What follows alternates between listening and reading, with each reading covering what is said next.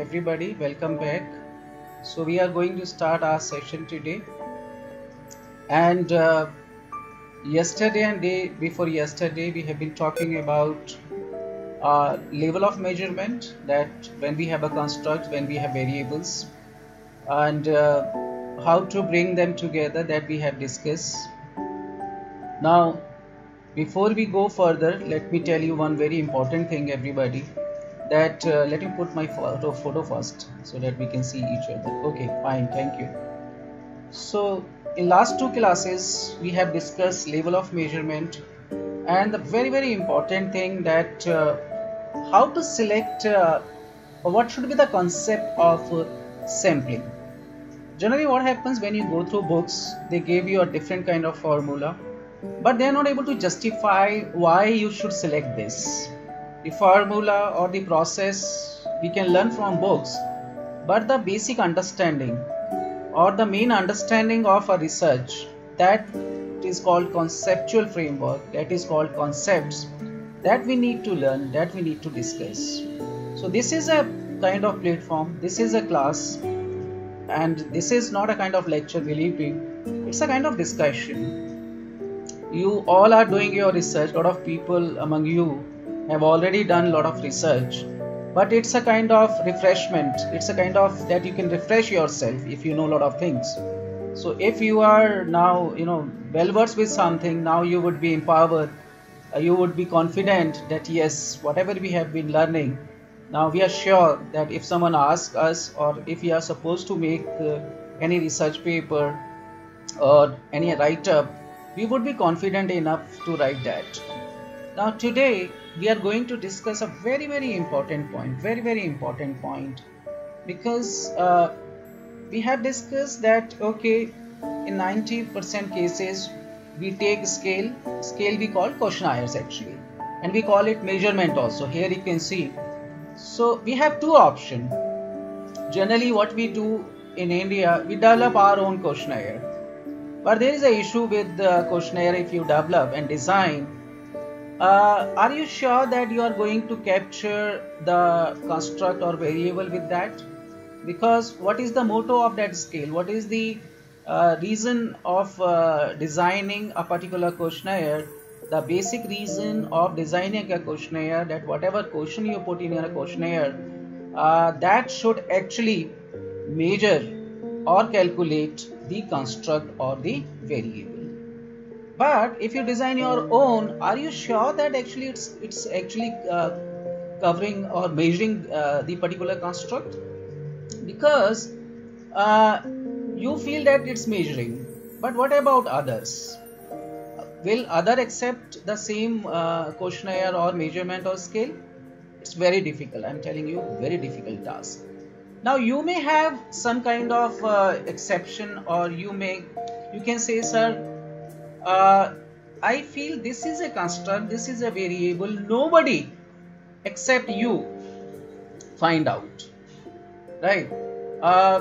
So you can come with some kind of different idea, people are not talking about it, you felt that nothing is there at all. So there is another caveat. Remember, if there is no research, if there is no review of literature on a particular topic, please don't go for that kind of research. Until or unless your research is supported or cited by other people, it would not work, right?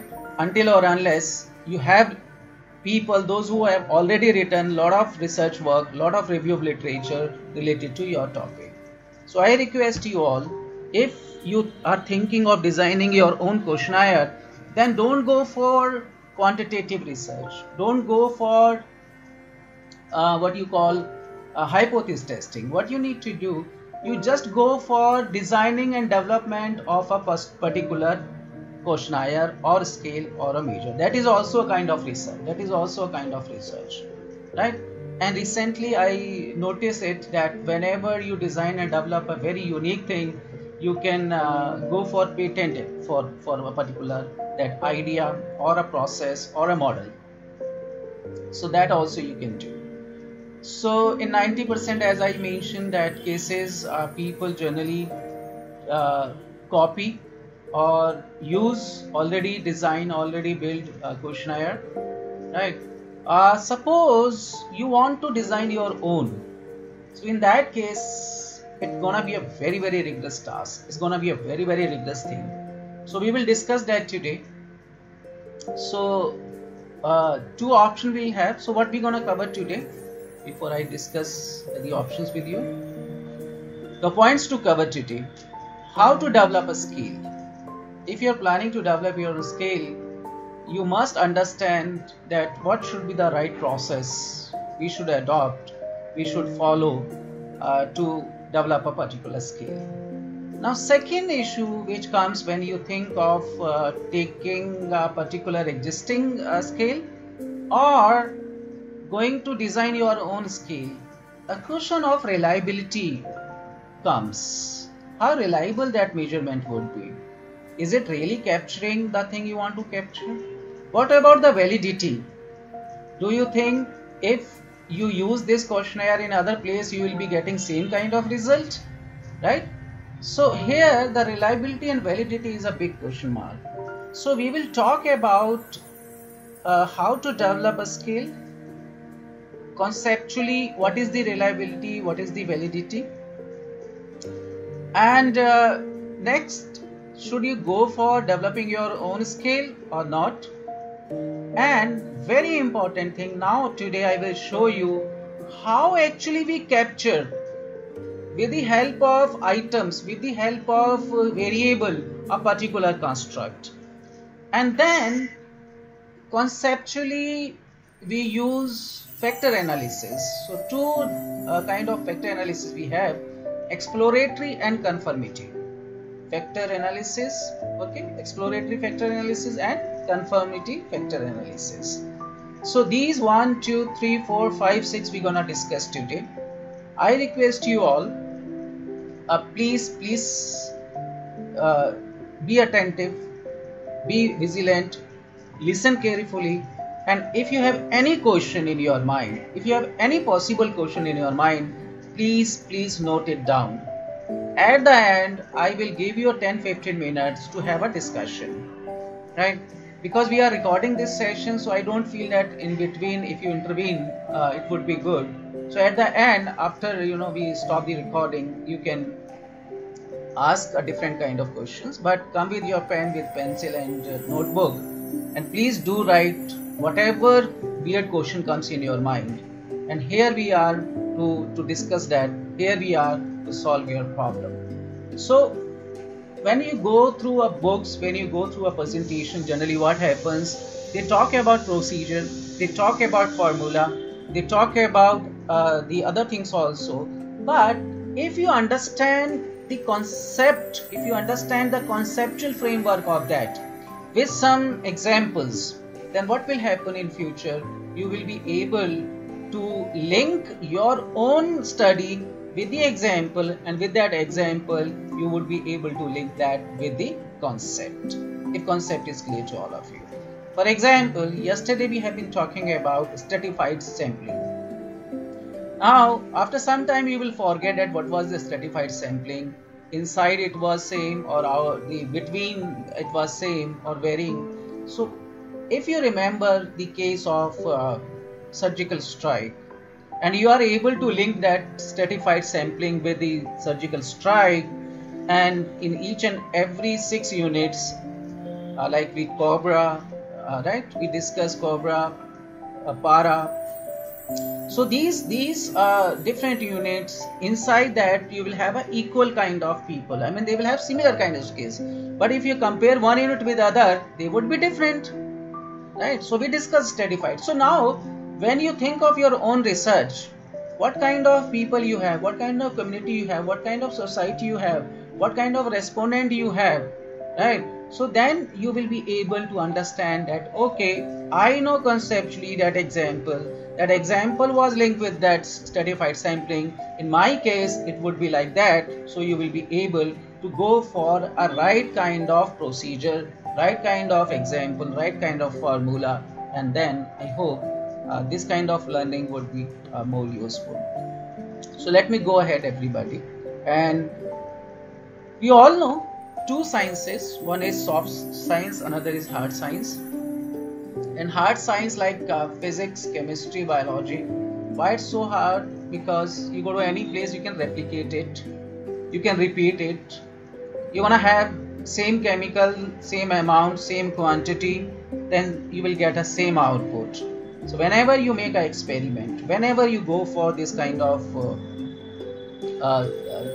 experiment, you will see output remains same,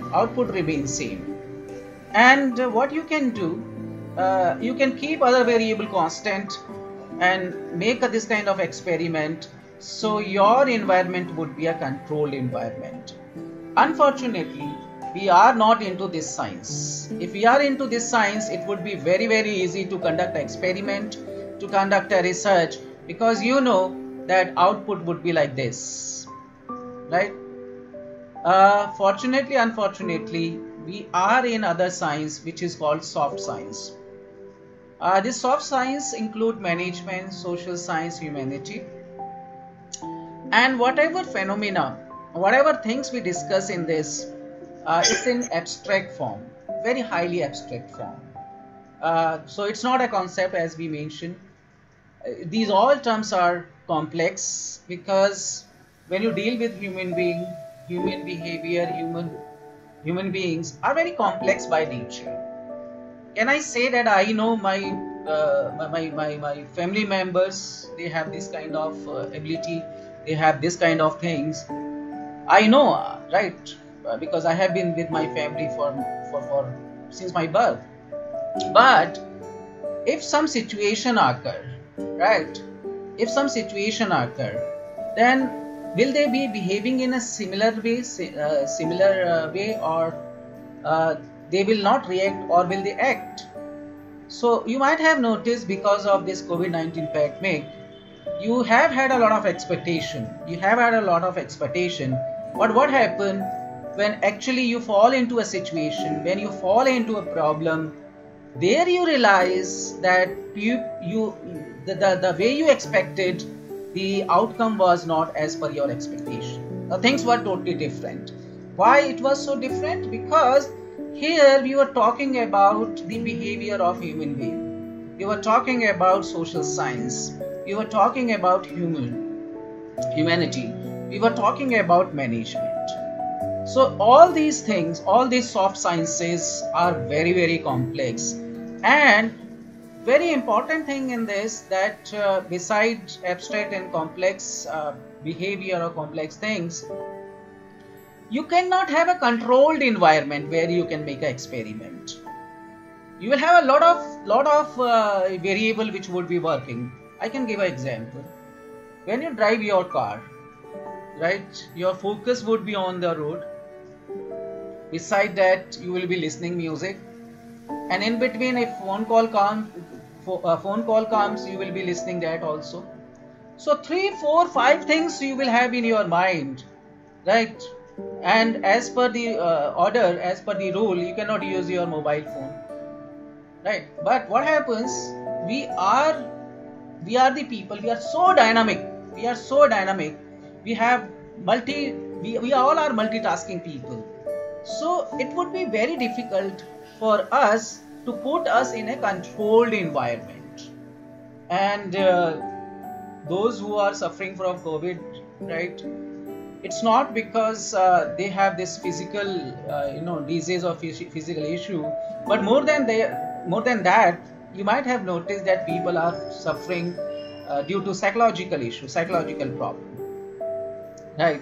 So lot of dimensions are there when we talk about management, social science, humanity. So it's not a controlled environment. Today you have this response. I don't know what will happen tomorrow. You want to have a different kind of response. So whenever you buy a car, what do? You check on internet, you check on website, you talk to your friends, you talk to your family members. But actually when you go, you decide something else, because something was there in your mind which really put you in pressure, that okay, it may be the price, it may be the fuel efficiency, it may be the power of the vehicle. So what do? You have that calculation in your mind, but nobody know what what kind of reaction you're gonna give, what kind of act you will make. So this is all about social science. And when you get a chance to perform as an individual some job, your behavior would be different. When you have been asked to perform in a group, your behavior would be different. So same behavior, you can't say that this would be applicable in other situation also. No, it can't be, because here for human being, each and every situation is unique, each and every situation is different. So you cannot expect everybody to behave in a same manner, in the way they were performing earlier or they were behaving earlier, the same manner they would be performing this time. So that replication is not possible, and there are variables, there have been a lot of variables which actually you can't control, which are not in your hand. So we need to take care of that also. So ladies and gentlemen, we have been talking about very important issue. The issue is this: when you think of your own subject, management, social science and humanity, things are different, things are complex, we don't have controlled environment. But if you think of hard science, everything is easy, because you can replicate, you can repeat, output you know, on the basis of experiment it has been done. So the result would be like this, and you will be having controlled environment in the lab. But opposite to that, we have been unfortunate in soft science. So these kind of research, this kind of experiment, this kind of work gonna be a very difficult task. So let us make it easy. And then the most important thing, you never know which variable will affect you when you take a decision. And if someone asks you, why did you do this? So you can, sometimes you say, I don't know why I had this kind of behavior in this situation. So you never know what kind of variable would be there. Is there any variable, and what is that variable? For example, how does motivation look like? Have you ever seen motivation, guys? What are the features of motivation? And do we really understand the motivation?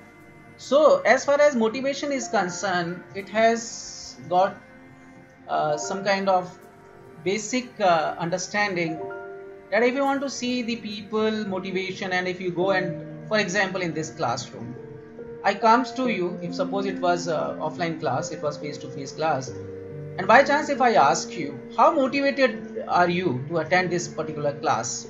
How motivated you people are to attend this my lecture or this kind of discussion? So what would be response? Let me see your response, then we will proceed further. So we have been talking about very special science, which is a soft science. How does motivation look like? So you cannot take out motivation from an individual body, that this is a motivation, this is a feature of a motivation. But we can see a motivation in terms of the impact, my behavior, my performance, my role, my behavior in the classroom, my participation in the classroom, right? So that, or if you go to a bank, you want to check the behavior of a person who is sitting behind the counter. How would he or she react whenever you visit him or her to get work done? So his or her behavior play a very important role, right? So that we have been talking about quality of services provided by a particular bank.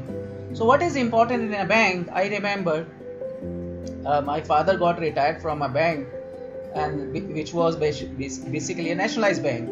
So whenever I used to go there for some work, they used to give me a lot of excuses, that today this printer is not working, today that person is on leave, so we cannot open his Alvira. So this was something, this kind of behavior I checked. On the other hand, if you comes to private bank, what happens when you enter? If you see around, you're wondering to see what would happen. So someone will come to you and will say, may I help you? What you would like to see? What do you want to do?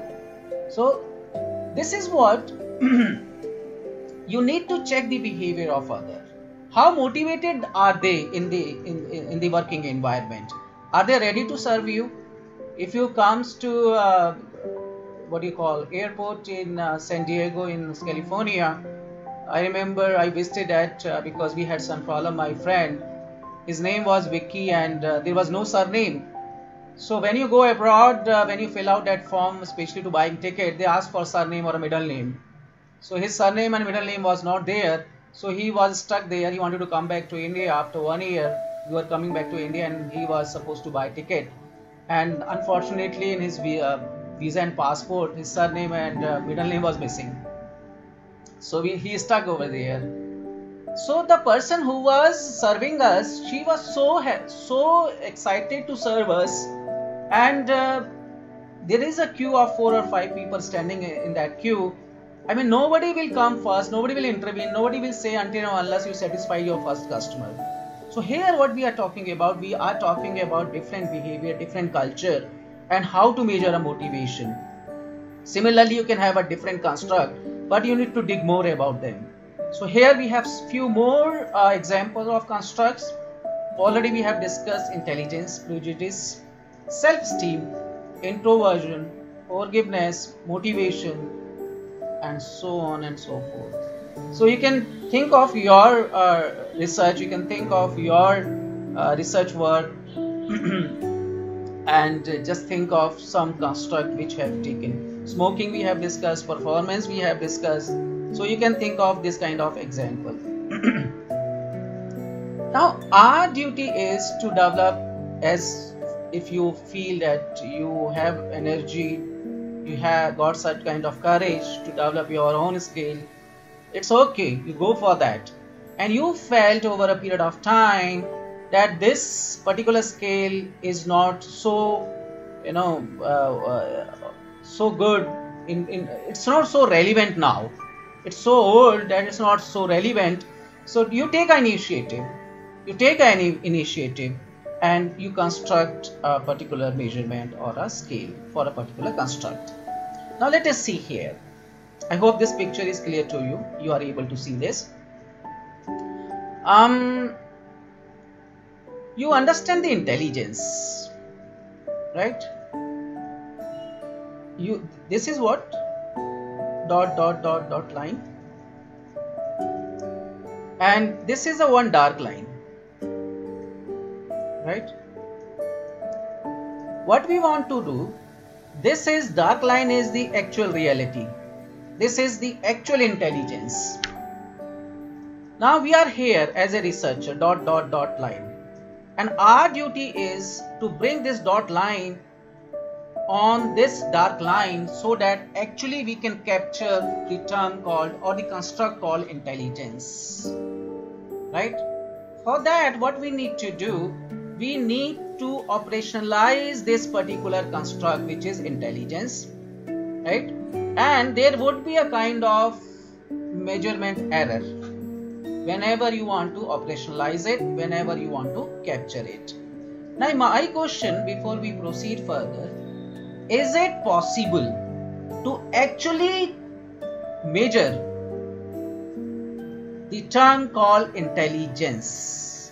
Can we actually bring this dot line, which is our understanding, to understand the construct called intelligence? We feel this is intelligence, but here what is intelligence? The dark line. So as a researcher, we are here and we want to close with this arrow line to this dark line. For that, what we need to do, we need to operationalize this term called intelligence. But when we operationalize it, there is a problem or error to measure it, to calculate it, which is called error of measurement. Now my question to all of you, can we actually measure the construct called intelligence? Can we make this gap 0? Right? Can we make this gap 0? Or if not, then why we are not able to operationalize this intelligence? What kind of problem we will be facing? So let me come and see, and we can discuss that. Okay, these kind of problems. So we are discussing about these soft sciences here, that in social science, humanity, we develop a questionnaire, suppose, and we cannot minimize this measurement error. The reason is simple, that the questions you design, the kind of questions you frame, it would not be answering the way you want to ask to the people, to the respondent. So you need to think many times before you go further and write questions, that is it really capturing the idea I wish to capture? Is it conveying the same thing which I want to convey to my respondent? Right? So remember, this is very technical, you need to take care of that. Second issue arises when you talk to people and people don't want to give right answer. Why they don't want to give a right answer? Because of limitation of a culture.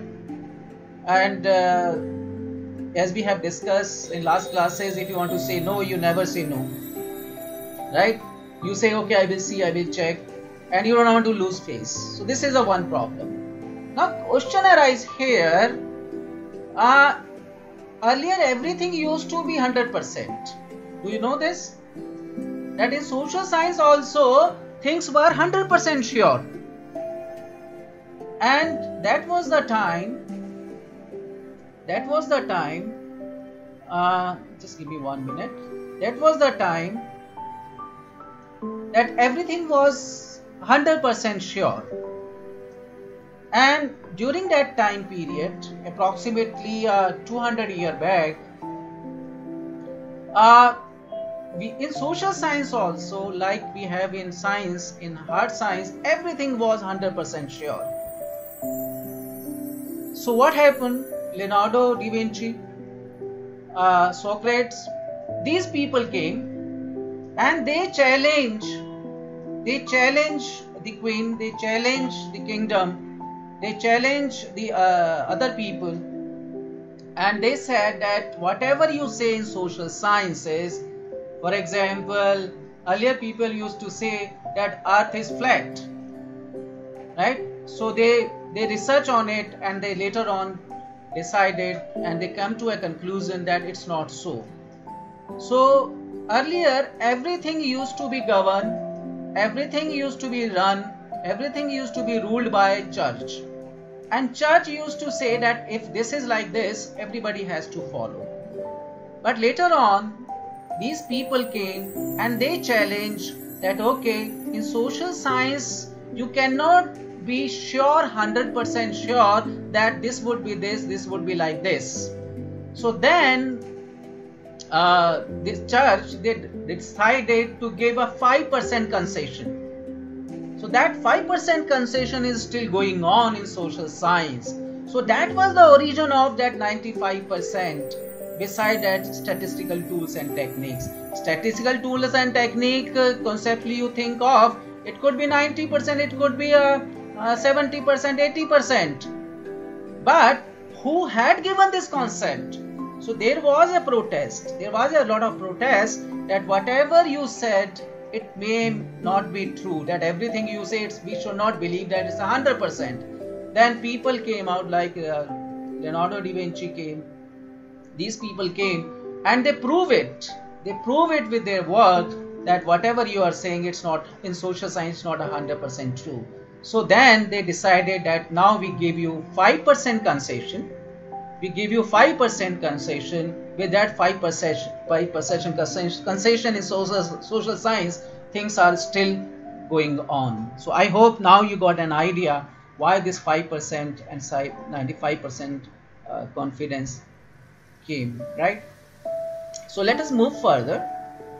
And why we can't make error 0? The reason is simple. You can see we don't know what is true concept.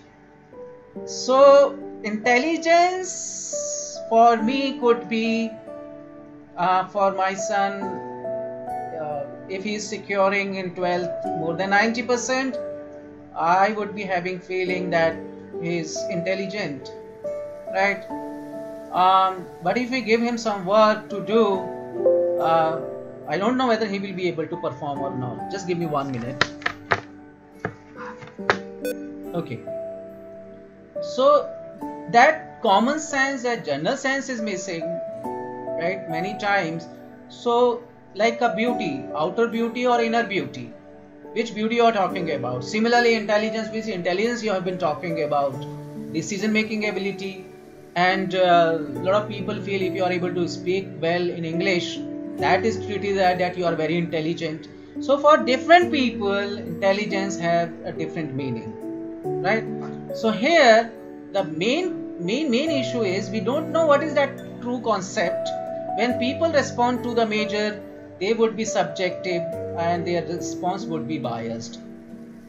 So here you can see, I can repeat again and again, scale, measurement and instrument, they are same, and their duty, their responsibility is to measure the construct. And measure to capture construct is made of items, statements, questions, and finally they capture the construct in terms of attributes that we already have discussed a day before yesterday, right? Types of construct. Now listen carefully. This is very important. Two types of constructs we have. Before you enter into research, you should know which kind of constructs you have. We have two kinds of constructs. One is reflective, another is formative construct. Reflective constructs. Reflective construct or effect indicators, they actually reflect of they are the reflection of the latent construct. What is latent construct?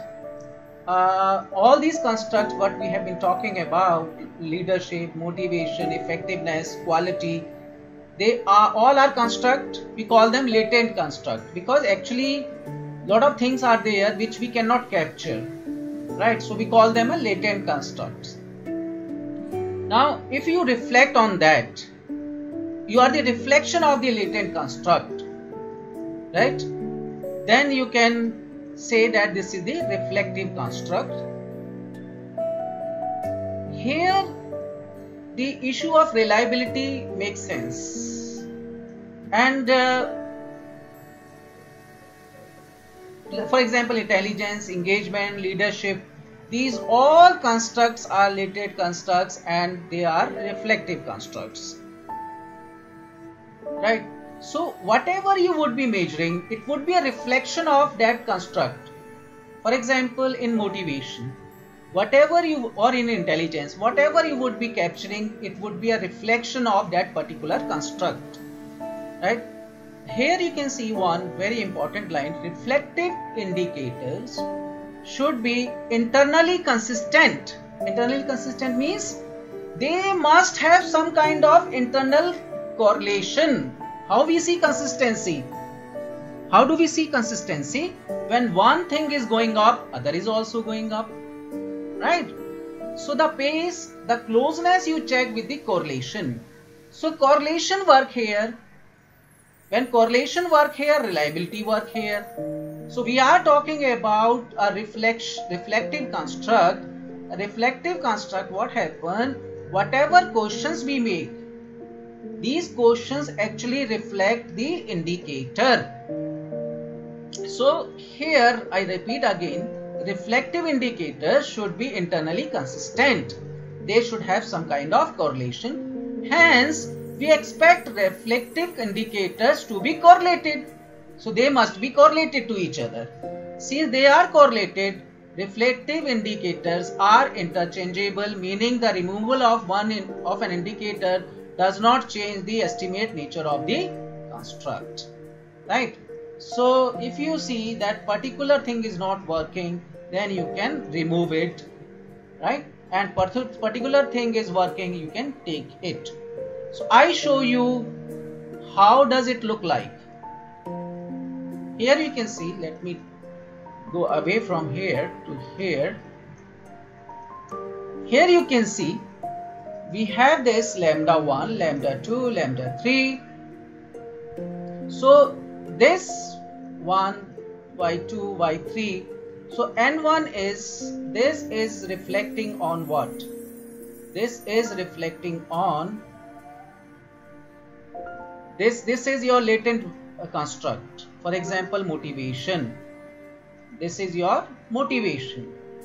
And here you are capturing motivation. So y1, y2, y3 is actually capturing the motivation, right? and you can see each and every, when you actually measure motivation, you make one question, two question, three question, or this could be one dimension of this motivation, second dimension of a motivation, third dimension of a motivation. So one question, two question, three question. When you capture this, there may be a chance of an error. When you ask this question to a person that okay, or this particular dimension, there may be an error. I hope that error would remain there, right? So this is an example of a reflective construct. So here y1, y2, y3 actually reflecting on n1, n1 is a reflective construct or a latent construct. So here you can see y1 ith is the ith indicator, it's indicator of this, and one is the latent variable that affected, and here you can see is the measurement error for the ith indicator, right? So these are the coefficient, these are the correlation. Lambda 1, lambda 2, lambda 3 is the correlation. This is showing the correlation. So they are correlated. If they are correlated, that means y1 is representing this. If this is correlated, this showing correlation, lambda 2, lambda 3. So these lines are showing correlation. Don't you think there would be a correlation between y2, y2, y3, y1? There would be a correlation. So these all are showing coefficient correlation. They are showing correlation, right? So this is a one kind of construct. Let me go ahead and show you. When defining a reflective construct, one view items or indicators as dependent on the latent variable. Remember, so your items, your indicators are reflecting what constructor and depend on it. A measurement perspective of formative constructs suggests that in many cases, indicators could be viewed as causing rather than being caused by the latent variable measured by the indicators. So, formative constructs, in many cases, indicators could be viewed as causing rather than being caused by the latent variable, right? So let us move further. I hope this is clear to you. So all indicators cause the latent construct. So all these indicators actually together reflecting the latent construct, right? Reliability testing does not make any sense. So here now we have moved from reflective to formative construct. In formative construct, it is opposite to reflective one. In reflective, what happens? You have a motivation, and all the questions would be a reflection of a motivation construct, right? There may be instances where your construct, which is basically a latent construct, is actually is the reflection of other things, right? So it's a reverse. In this case, it's a reverse. So here you will be having indicator like we had indicator earlier. All indicators cause the latent construct. In reflective, what was that? All the indicators were reflecting the latent construct. Here, indicators are causing the latent construct. Okay, for example, suppose, I hope with the example things would be clear to you. The last one is clear to all of you. Reflective one, the motivation. You want to capture motivation, so you will have different questions which will reflect on the motivation.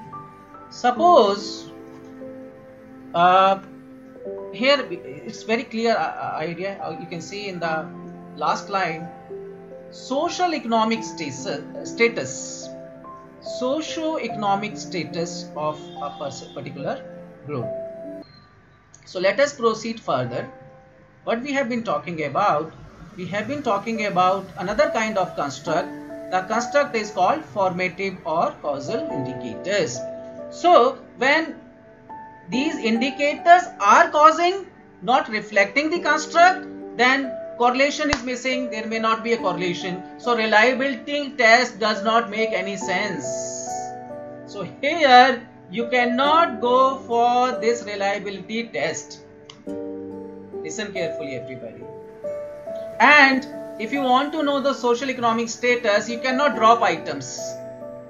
You cannot drop items, right? Human Development Index, which is consist of what? Education, income, the culture, a lot of things are there. You cannot take out one particular indicator and then you say that Human Development Index is very high. So recently UN has introduced another concept in Human Index. It's not a good health only or a income or education only. Beside that, happiness index, like beside Human Index we have a happiness index. In happiness index, our neighbor country, you know, what is Bhutan, their status is quite high. So it's not necessary that if you have an advanced country, if you have advanced resources, good infrastructure, everything is nice, you would be a happiest country. Not so like this. So here, when you think of Human Development Index or happiness index, the UN has introduced another concept called spirituality. And spirituality, believe me, it's not linked with any religion, right? So here, when you talk about socio-economic status, you talk about Human Development Index, you talk about life satisfaction, these are the constructs where you cannot use this kind of reliability test, validity test, right? Conformative factor analysis, you cannot do anything like that.